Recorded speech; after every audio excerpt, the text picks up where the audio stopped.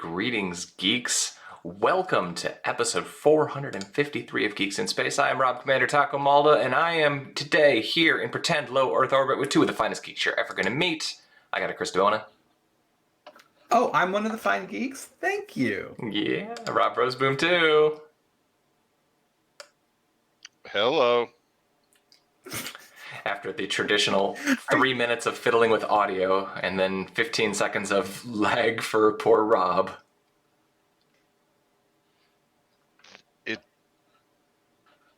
But I wasn't lagging before we started recording. Switch to your phone, man. Switch to your phone bandwidth, please. I am on my phone. Oh, wow. Okay, this is all Rob's fault. This is all Malda's fault. It usually is. Everything was fine until we started recording. We were having a conversation. That's true. All right. That's true. Here's Malda, what did you do? I know. I hate everything. Roseboom? You know? I know. I do my best, but, you know. I do my best. I know. That's what my kids say when they get to do their cleaning of the room. Let's see what we got here. There's actually a ton of stuff on the Taco Zone today. Right?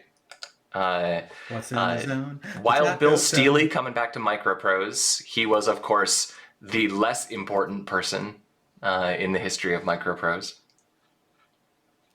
I had a hard time getting excited about this story. Right.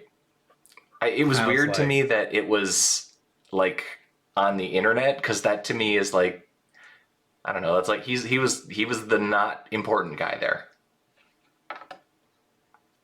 Yeah, man. I just don't care. You know? I mean, he's not Sid Meier. Right. He's just some business guy. I mean, is he the one who pushed for the F-16 simulator to be super complicated? Because I've heard stories about that are really interesting. But other than this, it looks like he's an old fat golfer is what he calls himself. And I'm like, wow, that sounds really deeply unexciting. Surprisingly accurate. I mean, he was like the weird marketing guy that made the company before he got Sid, and then Sid was the one who actually made all the good games. Right? I mean, he's incredible. Mm-hmm. So Tom Cruise wants to shoot a movie, but this time he wants to shoot his movie in space. Before we talk about spacey business, So Falcon is famously one of the hardest flight simulators to use. Sure. It was considered absurdly painful. No one could ever pick up, and a ton of people bought it. I think people bought it, and then they were like, not embarrassed, but they're like, yeah, I bought Falcon, because they could then, say that they bought this thing that nobody could use. It was a dumb game. You know, the one that I played too much of was F-117A. I played an extraordinary amount of that game. Were they the ones who did Chuck Yeager's Air Combat? Because I played the hell out of that thing. I played a lot of Chuck Yeager too, but that was like, was that even CGA? That was Electronic Arts. That's a good question. It was MS-DOS. Looking it up here. I think they had EGA, I mean, maybe at the time I only had CGA, because I seem to think that I was playing that on like a monochrome green screen. Yeah. Well, the great thing about that was you could say put a F-16 against a bunch of like Messerschmitts from World War II. It was like one of the first sort of like, totally accurate battle simulators where you could say, I'm gonna fly, a modern F-15 versus, a pile of Junkers bombers, and just shoot Nazis out of the sky, or vice versa. I mean, it was really pretty cool. As you do. It was very rare. It was very rare for games to allow you at that level of flexibility back then. So it was really neat. Okay, risky space business. Actually, I was thinking what they really should be doing with that would be a sequel to The Mummy. Because can you imagine a Tom Cruise mummy movie on the space station? Well, I mean, it's already been done, of course, because Canada has shown us. You might remember Jason X, sure. Where it was on the space station with like a bunch of the actors from Andromeda. and they for some reason brought Jason's body up to the space station, and of course he came to life and killed him. Well, it wasn't the space station. It was like a super. This was like hundreds of years in the future, and it was a super space station. Right. It was a spaceship. They took him from Earth because he was an unstoppable killing machine that wiped out all of humanity. Like you do. Use him like a weapon. Yeah. But is this plot any different from Doom? Really? You know, they're like, we must, you know, open a portal to hell for some reason, and then look, it killed everyone on Mars. You know. Oh, maybe he could do Rainman 2. Can Dustin go up with him? That'd be great. I'm all in. Or I would all be the all right for moves. Was it All the Right Moves? What's the other one? all for Tropic Thunder 2. Tropic Thunder. Really Tropic like Thunder in this. space. As long as he was the producer. Is he the same really character? Yeah. The only problem I see with that is that his character in Tropic Thunder had a ton of prosthetics, and then they have to fly up like his whole makeup team to get the prosthetics on. That doesn't seem very practical. Well, that's the thing. It's like, Well- you know, they're talking about filming this stuff. He's like talking with Elon Musk and his weirdly named kid, and it's just strange, you know. It's just, you know, I get everyone's getting a little stir crazy, but yeah. I was wondering if Elon's strangely named child was fair game or not, but I guess it is. Since you brought it up. We don't need to make fun of people's kids. No, we don't need to make fun of people. But we can make fun of the fact that he has a girlfriend whose name is Grimes. Well, she's a good singer apparently. I don't know. I don't listen to her, but yeah, I don't care. I mean, the thing is, it's like, you know, everyone's like, oh, that name is so weird. Oh my god, it's so weird. And I'm like, my last name basically means an erect penis. You know, I have a hard time. Like, every kid's got something weird about them. You know, they'll be fine. You know, it'll be much harder having Elon Musk as a father than having a name. You're already coming in a little behind. No. I mean, it's a different kind of challenge, right? Being the child of someone like that. So yeah, it's true. How about Eyes Wide Shut in space? Can we resurrect Kubrick? No. Interview with the Vampire 2. Yeah. I imagine Kristen Dunst is still available. Space. You Yeah, don't want yeah, eyes right. wide shut in space. Can you imagine the cleanup in 0G? I mean, it'd be awful. No, you know, those places already smell like, you know, like sweat and machine oil as it is. You know, Yeah. so. Chris, did you pay for virtual cam so that you could put a space station picture behind you? Amongst the reasons I bought ChromaCam is so I could indeed be in exciting places like the space station and Bob's Burgers and let's see, This Is Fine GIF is my You're on favorite fire. reason. I'm on fire. But yeah, this is a good reason to use my virtual background. This all makes sense to me. I really need a better backdrop for it to edit against, you know, but you do. Okay. Well, okay. Japan is really mad because they're sick of the fact that their medical industry is highly dependent upon fax machines. And I know Rob has certain issues about fax machines as well. Yeah, it just, well, when trying to license music, I found that they're basically still doing all of that through fax machine, which is mind-boggling to me. Yeah. Like, I don't want them to send me an 8-track of the music I want to license, you know? So why should I have to send the request on fax? That's all I'm saying. Indeed. They said that 1 in 3 families in Japan still maintains a fax machine.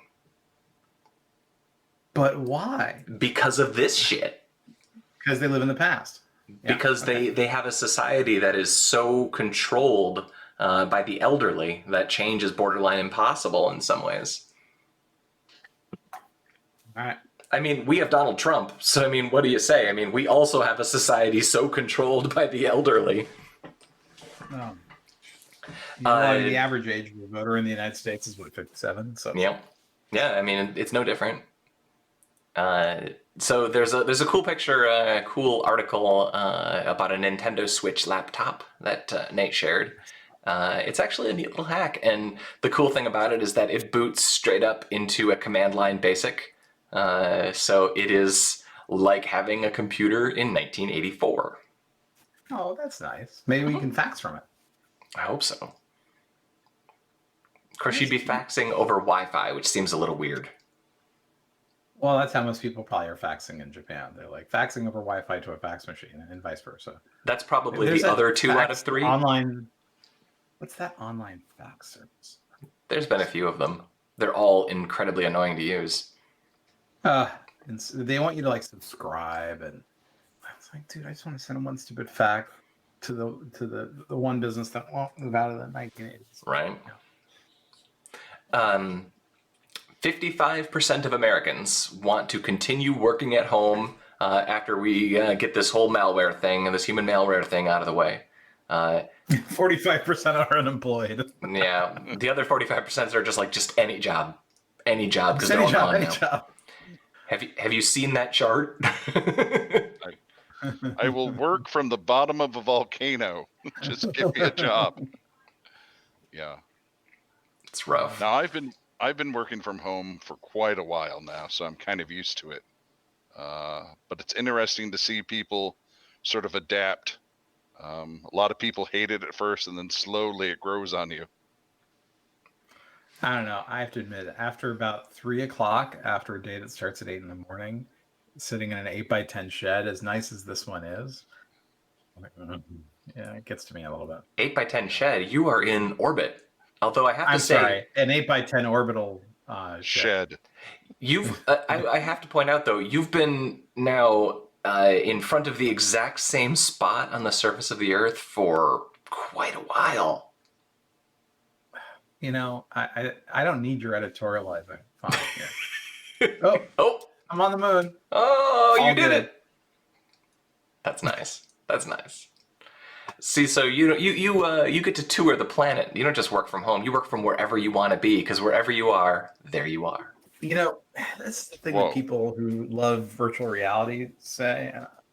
You know, I'm just not that level of fooling myself. You know, maybe I should get some VR goggles and go full on, goggle head in this place. Most F. Let's see, Rob. The "I will eat my neighbor as smooth jazz" video that you put up is next level amazing. It is. You should get some awesome background. So wackadoo Alex Jones basically is like, well, it's about time to turn to cannibalism, and it's like. Yeah, he went off on quite a tirade about not just that he was going to eat his neighbors, but exactly how he was going to butcher them.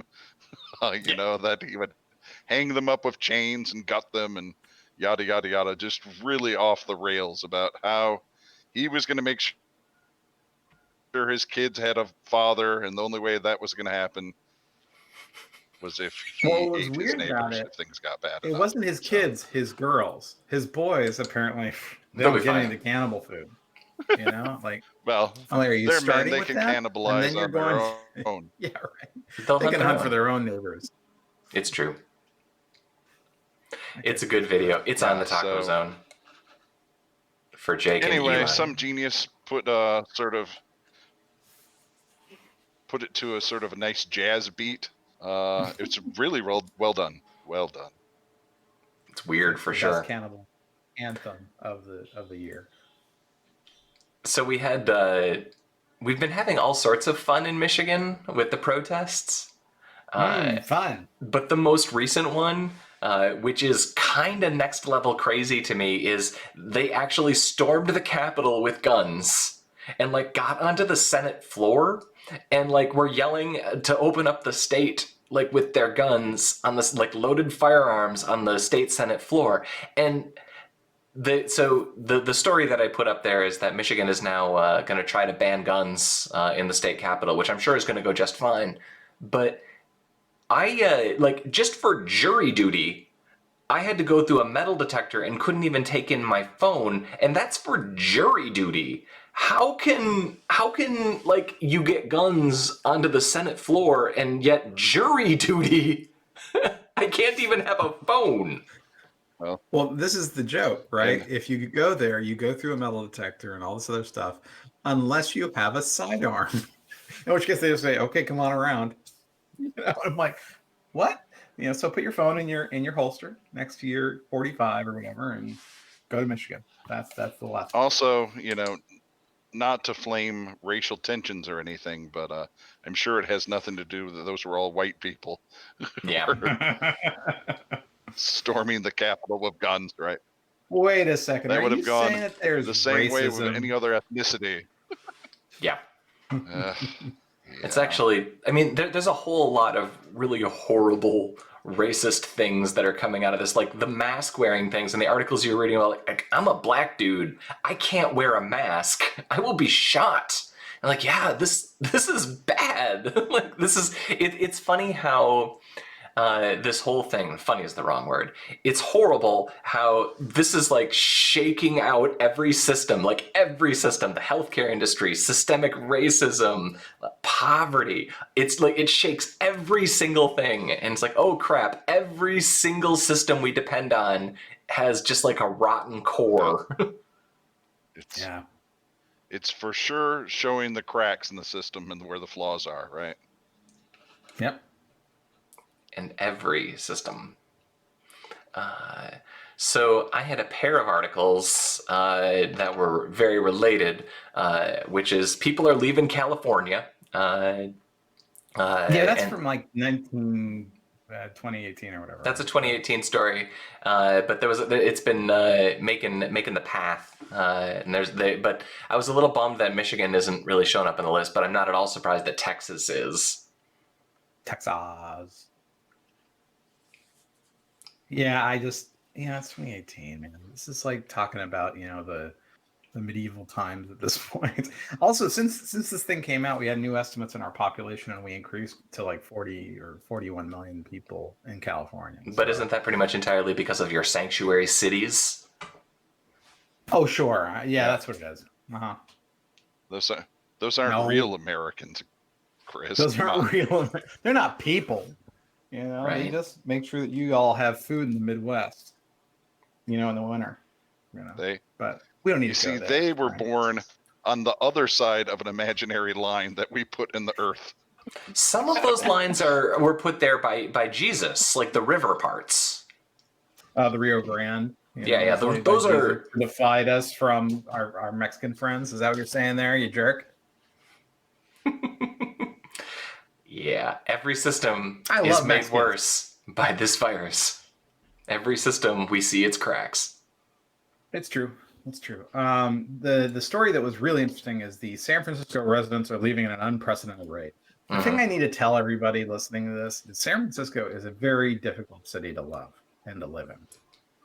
Extremely difficult, right? It's a very poorly run city. There's no other word for it. I mean, so they're outbound destinations.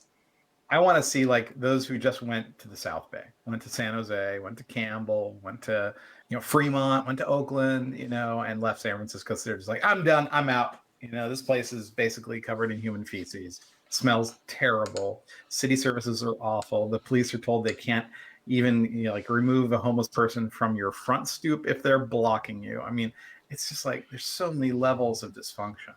It's like there's like this core in San Francisco that wants to preserve it as like a reenactment zone for the 60s, and nobody wants it. Nobody wants that anymore. Not even Jefferson Airplane. They became Jefferson Starship. Right? And then they went to low Earth orbit where we are. You got duck. So. Yep. They're there. Case closed. Well, I don't think that Jefferson Starship is destined to be here for all that much longer because the Jason X space station and the Tom Cruise space station are hunting them down. There's a movement out here. It's very much like your Michigan militia. It's the Jeffersonians.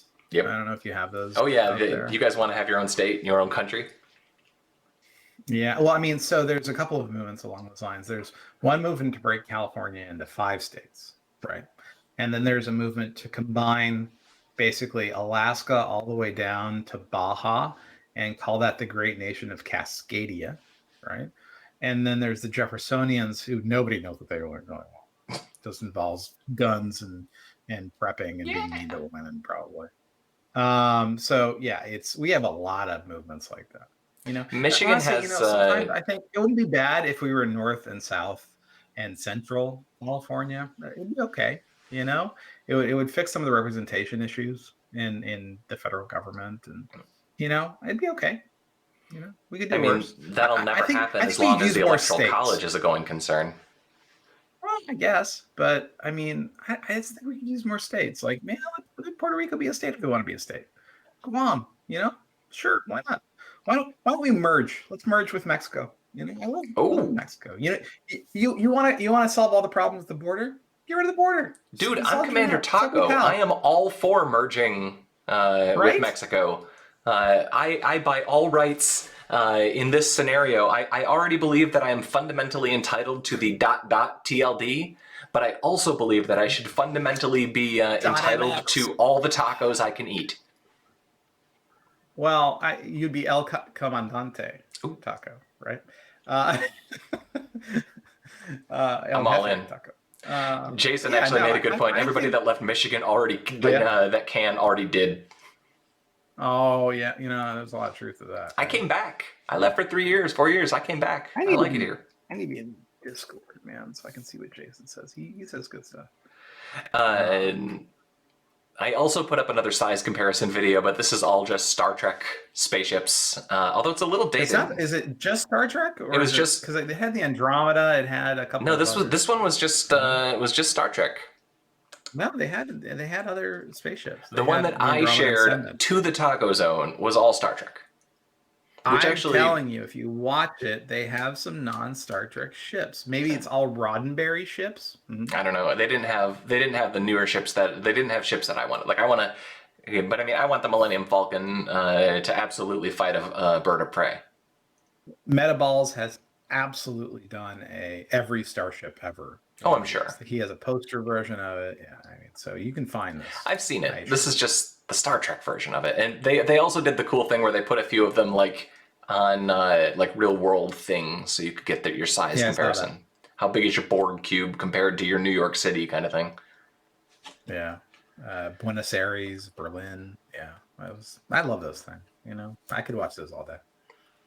When the algorithm recommends a new one to me, I watch it and then I thumbs up it, like Jason and Elon should do to this video right now. I just, the thirst for Elon, I don't get it. He's an alright guy, I guess, but everyone, they put so much into him, people like heroes. They do. They do. And I mean, there's like a... They like wacky people too. Sure. Everyone likes a famous, rich, wacky dude. He's in 1,000 movies. And this is our real life version of it, right? So that's the draw. What I think it is that there's like a snowball effect associated with fame. And once you get to a certain point, it's a pile on thing.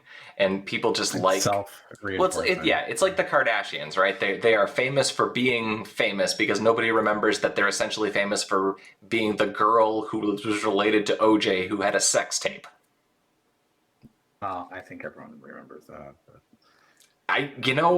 the 14-year-old girls watching the tutorials on YouTube so that they can have their makeover look like whichever Kardashian had that hairstyle. I don't think that they're caring too much about the sex tape. Okay, I have a very funny thing for you. Okay, so we watch a fair amount of media on the internet, right? You, me, Rob's, Sure. Correct? Right? I watched The Flash this morning. So you watch The Flash. I watch tons of channels on YouTube, right? I mean, super into it. I dig it, right? And what's one of the biggest current sponsors of these kinds of broadcasts. It's a headphone maker called what? Raycon. Oh, is it the ones that have the new competitor to the AirPods? No. Google's got one of those, but no, Raycon sponsors every channel they can, basically, with real listeners, not like ours, but with real listeners, right? More than Jason and Elon. And do you know who started Raycon? Was it a Kardashian? Ray J. Oh, good for him. Ray J. And what is Ray J famous for? Being green. Yes, he was the other part of the sex tape with Kim Kardashian, right? So it's just like, wait a second. I keep on hearing Raycon. I'm like, why is it called Raycon? And it's like, oh, because Ray J did. Oh, Ray J. Isn't that the, yeah, yep. Okay. So you get to put Ray in your ears. Ray J's like, I'm going to beat the crap out of this market, right? And he's going to try to sell it off to some answer. And like, dude, just saying. Good on him. Let's see. I just thought it was interesting that it all ties back together to that one particular recording. Yep. And she wouldn't even have been famous. Let's talk about people leaving. Sorry, go ahead. No, go ahead. Oh, she would not have been famous, you said? Oh, she wouldn't have even been famous if not for the fact that her dad was like a lawyer in the OJ thing, and he was the Olympics guy and all that crap. Like, it's weird. It's weird how these threads you couldn't write this like Game of Thrones. Like this is like in terms of having weird storylines that are overlapping over decades. Like it's weird. I kind of think you can though. I think it's totally normal, right? And you see this actually a lot. Like I've stopped like being surprised at the coincidences that pop up. I'm like, oh, you're that. Oh, okay, I get it. It's like, you were born into this business. You were born into that, I get it. Like Gwyneth Paltrow. Ew. Well, she's like the niece of Steven Spielberg or something like that. Well, I mean, Nick Cage is Coppola's nephew. Yeah. It's like, and I'm not sure if you're aware of this. I'm not sure if you're aware of this, but a couple of presidents back, he was actually the son of a president from a few presidents before that. I believe you. Yes. It's pretty weird. That's true. It's weird, man. It is super weird. But like, you see this in technology too. I mean, all the time. It's like, people are like, so Andreessen moves to California and does Netscape. He pairs up with Jim Clark. He marries Arrillaga. Arrillaga is the family that built most of Stanford and most of the buildings in Palo Alto. It's like, you're like, oh, look, everything all weaves together, right? So then you have to make the argument, or you have to engage with is it nepotism, or is it that you're actually just exposed to the thing? I grew up. I mean, I can. My life is very much shaped by the fact. I mean, I mentioned this earlier in the chat, by the fact that my father brought home an XT from work. As in the 80s, and I could program BASIC on this stupid computer. I was exposed to it. So does is that just what it is? And I'm sure it's both cases, right? Like I'm watching Schitt's Creek right now. In all the cases. I'm watching Schitt's Creek right now, and it's co-created by Eugene Levy and his son Dan Levy, and like. Dan Levy's actually quite good on that show. Is he talented, or was he just exposed to it so much as a kid, or did nepotism get a show approved? I mean, it's interesting to see how that all works out. Or all three, and then you ask yourself, does it matter? You have to ask yourself, does it actually matter? Because, Sorry, go ahead, Robert. I think the answer is yes to all those questions. It's rarely one thing. It's say what you will about the Kardashians, but those ladies can hustle. They understand what they have. They leverage it. They have, their mom is a great business manager. She can see trends, and they hustle. They work it. They understand what they got. They obviously resonate. They understand how it was born basically from nothing, and they are holding on to it and cultivating it the best they can. Yeah. More And power they're not shy at all about saying, yeah, my family's powerful. Yeah, I'm going to take every advantage I can. Why wouldn't I, dumbass? Right. I mean, they're very clear about it, And the thing is, when people say, but this is just, privilege and all the rest, I'm like, yeah, it is. Of course it is. It's like you have to rip privilege out of these people's hands if you want it. I mean, I hate to put it that way, but it's like this is not something that people are going to give up. And it's not new. I mean, no, not at all. I mean, just read The Great Gatsby. You know what I mean? Yeah. Like this is just what happens in society. This is just our version of that. We don't have as many kings and queens anymore, but we got this other stuff. Yeah, for sure. And it's disappointing sometimes too. It's really disappointing. But so a really good example. Y'all were trapped in Holland, Michigan. Your way out to opportunity that was not fully baked into building furniture until they shut it down and moved to China, tulips was to glom onto this computer thing and get the heck out. Frankly, I mean, as soon as you guys could, you moved.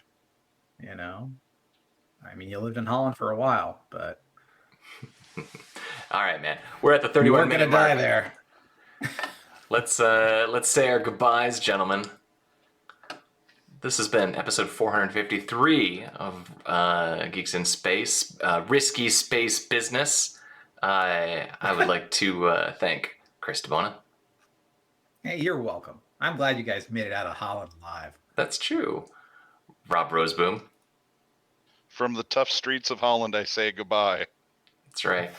And an important note to all listeners, you should definitely be watching Mad Max, The Road Warrior, Mad Max 2. That'll be tomorrow's movie. So see y'all later.